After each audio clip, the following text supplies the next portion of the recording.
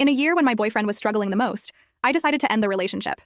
Later, he achieved great success and went to great lengths to marry me. Everyone said I was his ideal love, his most treasured wife. But eventually, he started bringing different women home every night, breaking my heart and turning me into a laughingstock among our friends. Yet, I never cried or made a scene. I quietly stayed in the study, never interfering in his affairs. Enraged, he kissed me fiercely and whispered, "Aren't you jealous?" He didn't know I was sick. Each day, he sought revenge on me. I silently counted how many days I had left to live. In the 3rd year of my marriage to Wesley Miller, he started seeing a young, attractive college student named Cora Miller. She was pure and adorable, just Wesley's type. He supported her for over half a year. Besides me, she was the woman who stayed by Wesley's side the longest. Friends warned me to be cautious, saying Wesley seemed genuinely fond of Cora. The first time I met her was on my birthday. I had been having nosebleeds since morning and went for a checkup. The doctor told me I might only live until next spring. I nodded slightly and whispered, "It's okay, I'm not afraid of dying, just a bit afraid of pain." I heard there's an expensive medicine that could make my remaining days more comfortable. With not enough money in my bank account, I went to Wesley's company to find him. I happened to run into Cora there. She had just graduated and was working as Wesley's assistant. He was in a meeting, so I sat outside waiting. Cora kept staring at me, whispering to her colleagues, "Is she the boss's wife? She looks so plain and lifeless, almost like she's dying." Everyone says I look like her. Where's the resemblance? I'm much prettier. The bright glass reflected my plain face in a bulky down jacket. Indeed, not attractive and almost lifeless. A colleague quietly pulled Cora aside and said, "She's just not dressed up. If she put on makeup, 10 of you wouldn't be as pretty as her, and don't rely on the boss's favor to provoke her. You don't know how much he loves her. If you upset her, he might ruin you." Hearing that Wesley loved me deeply, Cora pouted and rolled her eyes at me. She brought me tea and sweetly asked, "Sister Mabel, how can the boss bear to keep you waiting so long? It's strange. Whenever I come to see him, no matter how busy he is, he always makes time for me. He says I'm the most important. I thought he treated other women the same way." She smiled sweetly, looking just like I did when I was young. Thinking about it, Wesley did treat Cora differently. He had countless lovers, using them as tools to provoke me, bringing different women home every night to test my reaction. Wesley never lingered with them for long, maybe a day or two, perhaps 10 days or half a month. He quickly grew bored. Only Cora. He kept outside, dining, shopping, watching movies with her. They seemed like an ordinary, loving couple. Wesley gave her money and affection. I smiled at Cora and gently asked, "You're so important. How can Wesley let you be a hidden mistress? You should persuade him to divorce me and marry you soon."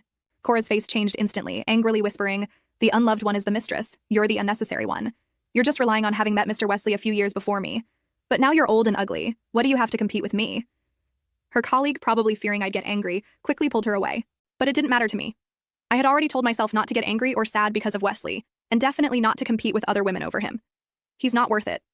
Cora was pulled, lost her balance, and then fell, breaking the cup in her hand, leaving a deep cut on her palm, blood everywhere. Wesley saw Cora hurt through the meeting room glass. Everyone watched as he dropped his files, pushed open the door, and scooped her into his arms. Coldly, he cursed, "Who the hell hurt her?" The kind colleague stepped back, face pale with fear. I sneered, "I did it, and she deserved it." Cora glared at me, crying, "Yes, I deserve it. I fell in love with someone I shouldn't have. Getting called a mistress, a lover. But Mr. Wesley, as long as you love me, I want to stay by your side forever. No one can separate us." She cried so adorably, even saying such ludicrous things, seemed brave and determined. Wesley was amused, wiping her tears, coaxing her, "Be good.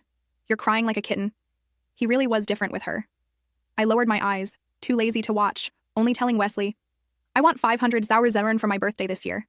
It's funny, we're married, but don't even have each other's contact information, except when asking for money. I never reach out to him. Before marriage, we agreed he wanted me and I wanted his money. Wesley always hated me for being a gold digger.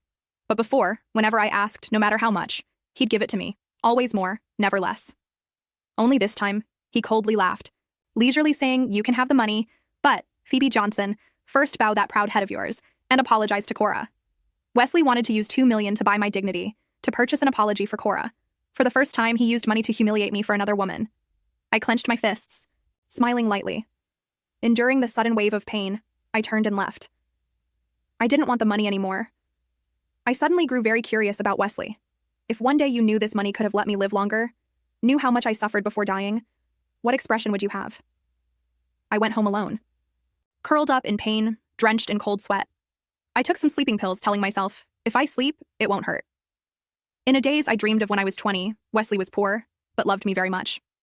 That year on my birthday, as I passed a coffee shop, I saw a couple by the window. The girl held a snow-white cake, looking exquisite, delicious, and expensive.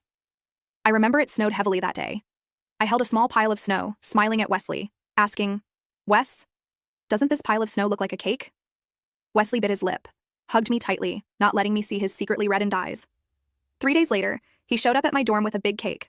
A whole cake cost $2.58, but standing in the snowy street handing out 301 flyers only earned him 100. Seeing his frostbitten fingers, I cried helplessly. Looking up, I shouted at him, "Wesley, your hands can be used for studying and writing, but not for ruining them to make me happy."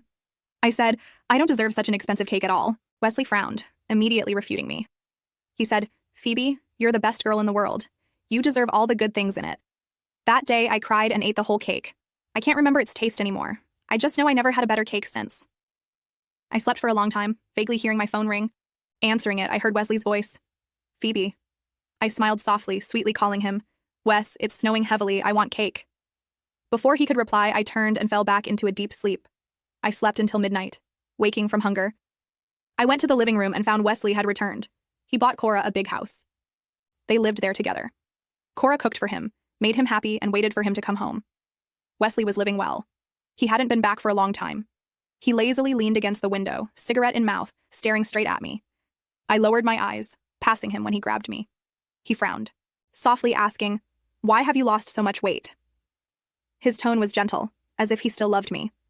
I paused, yanking my hand away, cursing, "Wesley, what are you doing?" He looked at his empty palm, expression slowly turning cold. When I reached the table and saw a cake with candles, I realized that call wasn't a dream. I said I wanted cake, and Wesley bought it. Was this a peace offering? But I'm almost dead. I don't need cake, and I don't need Wesley anymore. I grabbed the cake and threw it in the trash. Wesley gritted his teeth, pinning me against the wall. He cursed angrily, "Phoebe, are you messing with me?" I laughed, admitting, "Wesley, I am messing with you." "So what?" I said I wanted cake, and you bought it. Why are you still as pathetic as before? I told Wesley Miller I wanted a piece of cake, so he went ahead and got one for me. Was this supposed to be some kind of peace offering? But I'm at the end of my rope. I don't need cake, and I certainly don't need Wesley Miller anymore. I tossed the cake into the trash. Wesley clenched his teeth and slammed me against the wall, snarling, "Phoebe Johnson, are you playing games with me?" I chuckled, acknowledging, "Yes, Wesley, I'm messing with you." "So what? I mentioned wanting cake. And you got it. You're just as pathetic as ever, aren't you?" I twisted the metaphorical knife deeper, watching as Wesley's expression turned icy. He stubbed out his cigarette forcefully and dragged me into the bedroom, throwing me onto the bed. Wesley seemed to have lost his mind, like a wild beast. He roughly tore open my nightgown. I panicked, my fists pounding on him. "Wesley, you jerk! Don't touch me! You disgust me!" He pinned my legs, halting my struggle, then bit my neck, drawing a cry of pain from me. He hissed in my ear, "Phoebe, would it really hurt to give in to me? Do you know how long I've waited for your comfort? How many years have I waited? Do you know how happy I was when you said you wanted cake, and then you turn around and make a fool out of me?" He lifted his head, eyes bloodshot, staring at me. I fought back tears and glared back defiantly to thine in the dim room. Silence stretched between us, neither willing to back down. Wesley leaned in closer, about to kiss me when his phone rang. By T was Cora Miller. Wesley paused but answered. I heard Cora's tearful voice. "Mr. Miller, are you really leaving me for Sister Mabel? You obviously like me. I'm at a bar, drank too much, and some guy is bothering me. I'm scared. I'm scared. Can you come pick me up?" Wesley didn't respond at first. He just looked at me, then smirked coldly, whispering, "Phoebe, beg me to stay. If you do, I won't leave." He seemed to have forgotten that a long time ago. I swallowed my pride and pleaded, "Wesley, can we talk calmly for once? Can we stop fighting? Can we just be together properly? Can you treat me a little better?" Back then, Wesley just stared at me coldly and laughed. "Phoebe, you're not worthy." Those words have been a thorn in my heart ever since today.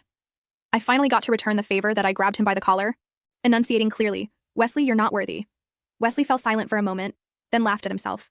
He put the phone back to his ear and told Cora, "I'll come pick you up." Without another glance at me, he got up, slammed the door, and left. The next day, photos of Wesley fighting another man over Cora were all over the community. It was the first time his affairs with another woman became public knowledge. Reporters were camped outside my door, bombarding me with questions when I left out. Wesley's company had grown rapidly in recent years and wielded considerable influence in Beijing circles. Young, wealthy, and handsome, he was quite the online celebrity, frequently trending. A girl asked, "Mrs. Miller, do you have any comments on Mr. Miller and Cora?" I kept walking, not looking back, and replied, "One's a man cheating during marriage, and the other is a woman knowingly becoming a mistress." "What do you expect me to say?" the girl pursued, asking, "But I heard that when Mr. Miller was at his poorest, you left him for money. Then when he succeeded, you manipulated him emotionally to marry you. And now that Mr. Miller has found true love with Cora, you're clinging to the title of Mrs. Miller, calling others a mistress. Don't you think you're the bully here?" I stopped, smirked coldly, and grabbed her work ID.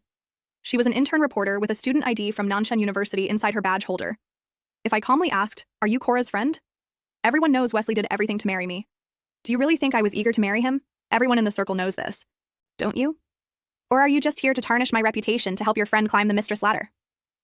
Her expression changed, nervously snatching her ID back, defensively claiming I am her friend, but I'm a reporter. What I say is objective and fair. If you truly didn't want to marry Mr. Miller, and he fell in love with someone else, why not divorce him?